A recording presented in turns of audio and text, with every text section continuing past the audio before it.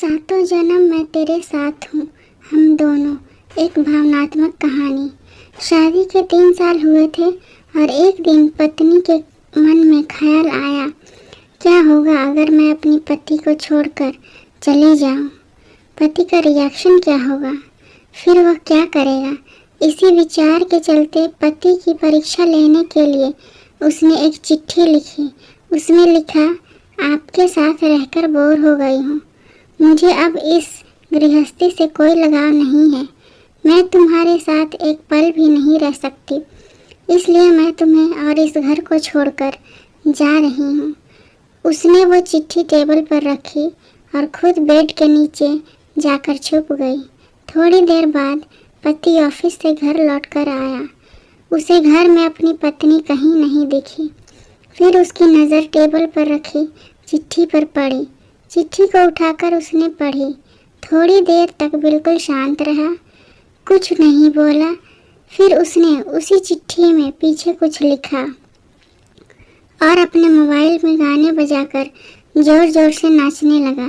फिर उसने अपने कपड़े बदले और अपने एक फ्रेंड को फ़ोन लगाया और कहने लगा, मैं आज आज़ाद हो गया हूँ।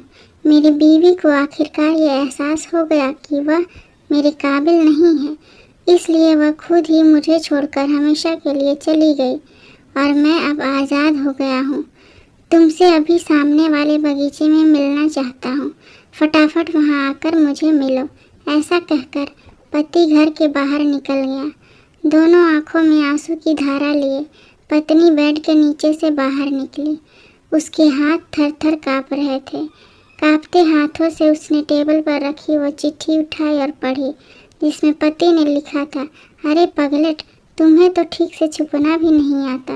बेड के नीचे से तुम्हारे पैर दिख रहे हैं।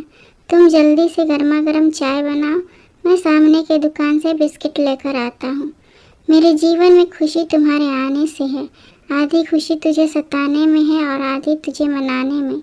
आखिर लास्ट में तो हम दोनों ही साथ रहेंगे ना।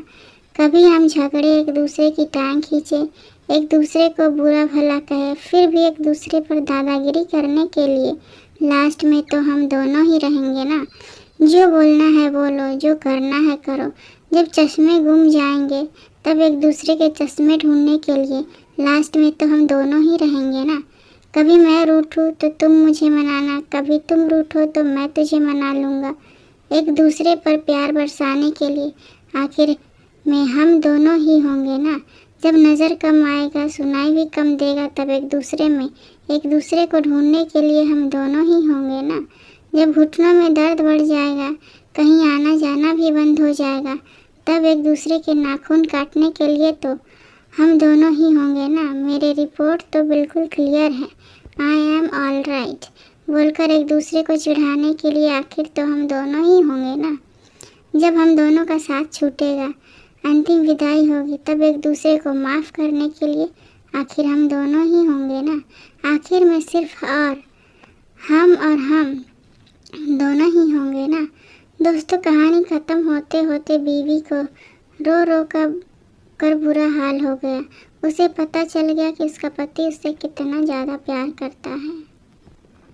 ये छोटी सी कहानी पसंद आए तो लाइक, कमेंट और शेयर करें। चैनल पर नए हैं तो सब्सक्राइब करें। इस कहानी को सुनने के लिए बहुत बहुत धन्यवाद।